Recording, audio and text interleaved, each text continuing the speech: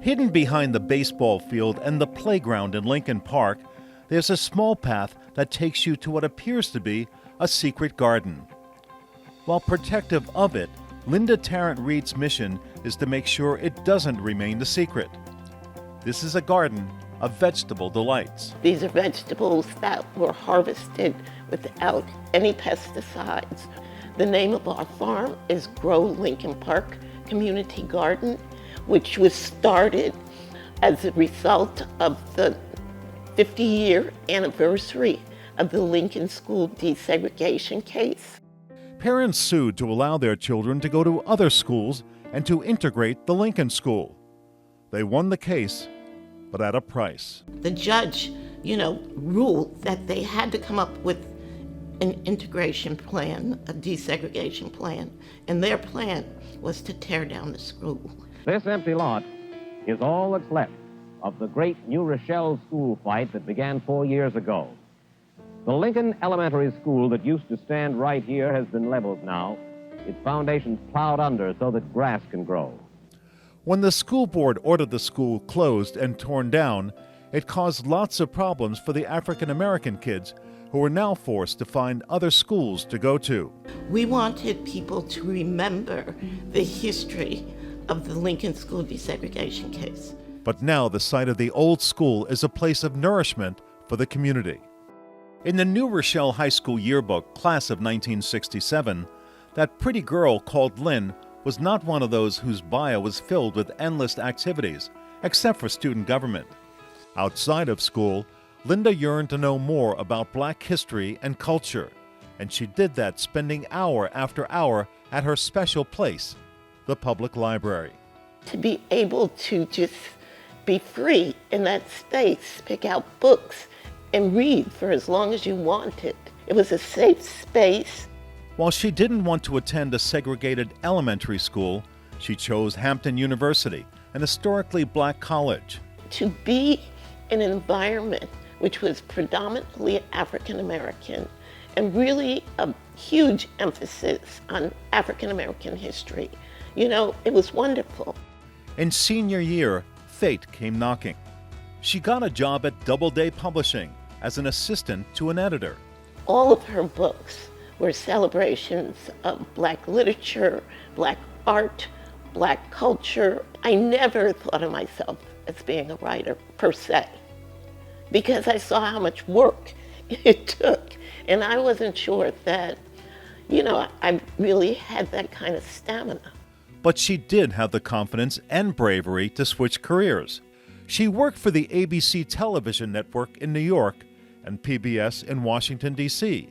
When she came back to New York, she was married and had a baby, but still she wanted to work.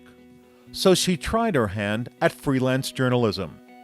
Linda got 2 supplements published in the New York Times about something she was very familiar with at the time, being a mother. Back in New York, a publishing contact asked her for help for a book about an upcoming historic event in Washington, D.C., which was called the Million Man March book. So the person she tapped to be the managing editor was me. And the writing jobs continued with another book. In that book, there was a section called The Black History Guide to Washington, D.C. So I wrote that. And so I said, well, this is interesting. Why don't I do a guide of Black New York, which would encompass all of the boroughs? Linda didn't want to stop at the 5 boroughs.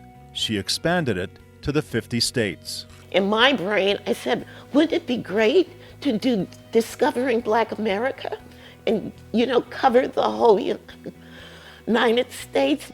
So she did. It took 6 years. It appears Linda didn't have a hard time embracing the hard work and stamina needed to be a writer herself, and then a left turn from publishing. She was appointed to be a commissioner to the New York Parks and Recreation Commission, and another appointment followed that was close to her heart.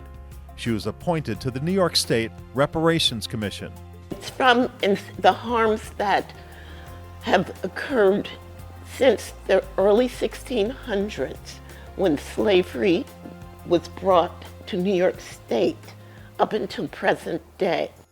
But if there is one thing that has driven her for the last 13 years, it is the Grow Lincoln Park Community Garden. We built 30 raised beds. We invited the community, the entire community of New Rochelle, to come, lease a bed, grow vegetables.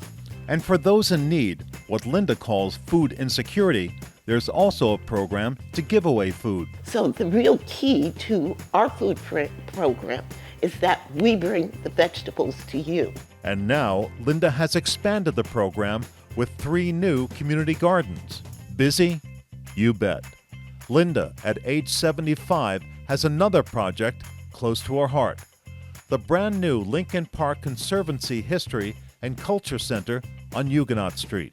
The center will have movie screenings, a podcast studio, a kitchen for cooking lessons, an art gallery, and a digital archive to preserve the history of New Rochelle. What else are we going to have here? We're going to have lots, and it's going to be our office space. 2 words not in Linda's vocabulary: slowing down. I'd like to sum up my life as a seeker of the truth, and mainly the truth about, African American history in this country. I'm never going to retire. And, the enjoyment is in, again, the work that you do, and hopefully it's work that makes you feel good. And she feels very good about the honor being bestowed upon her tonight. The New Rochelle Fund for Excellence supports the students of New Rochelle with their fine work. Anything I can do to bring attention to their mission and their goals, I think it's incredible. So let's have an incredible round of applause for Linda Tarrant-Reid, a 2025 New Rochelle Fund for Educational Excellence honoree.